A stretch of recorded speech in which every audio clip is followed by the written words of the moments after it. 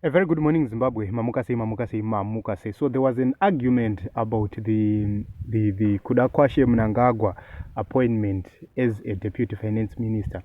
A lot of people were actually saying that President Mnangagwa is giving portfolios to his own family, but after a long argument with other colleagues, almost the whole night, I want to break down what other people would think about this appointment.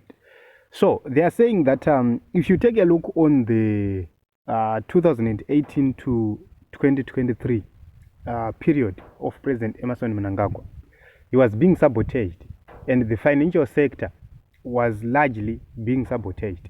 Number one, there is an issue of Mthuli Ncube being accused of allowing some deals to go through and not allowing some deals to go through.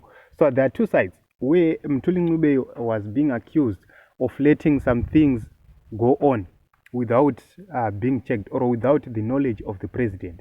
And also, there are some issues where it is believed that Mthuli Ncube was blocking some finances or some activities there.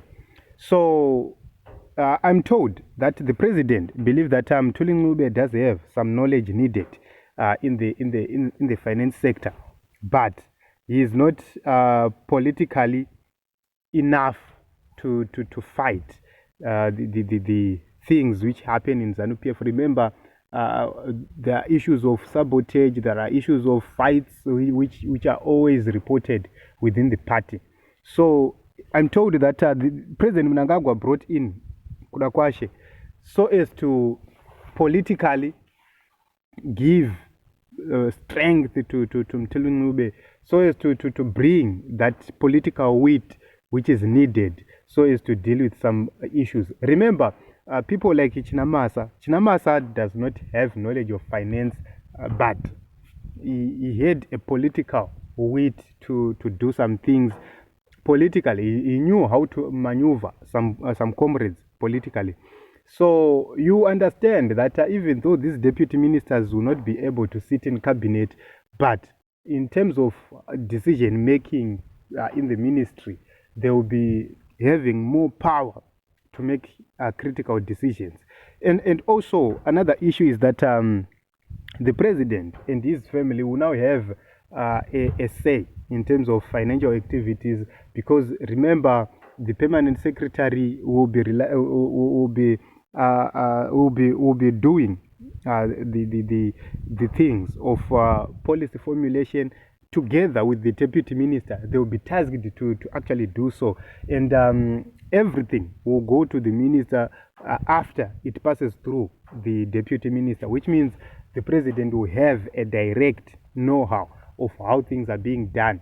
That is an argument which this ZANU-PF colleague was actually trying to stress. So we do not actually know how President Mnangagwa is going to manage to stabilize the economy, because there are issues of sabotage which we have been told could the third forces who are sabotaging the currency, number one, who are sabotaging the government policies and programs, number two.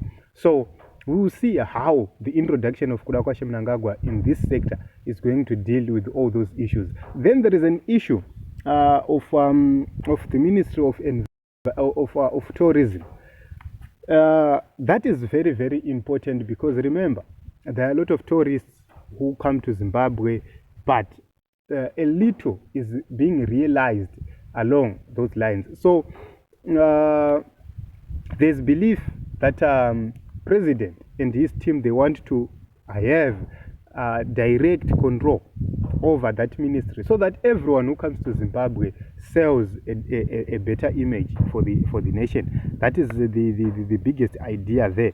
So the idea will be they will have control of the narrative which will go to the outside world in terms of the Ministry of Tourism. That is the argument there. So I do not know if these two guys, Tongai and Kudakwashe, are going to be strong enough politically, number one. Number two, are they going to be to have that know-how of how to do these things? And are they going to integrate into the systems and know how these things should be done, or are they going to have much power to control these things? Because remember, some of the economic activities are controlled from the shadows by powerful individuals within the government of Zimbabwe, and some of those people work directly within the president's office. So you see that whatever sabotage you see, it will be pinned on the opposition. But sabotage does not come from the opposition. Sabotage is coming directly from the people who are working with President Emmerson Mnangagwa, some of which he has appointed as ministers. He has rewarded them again.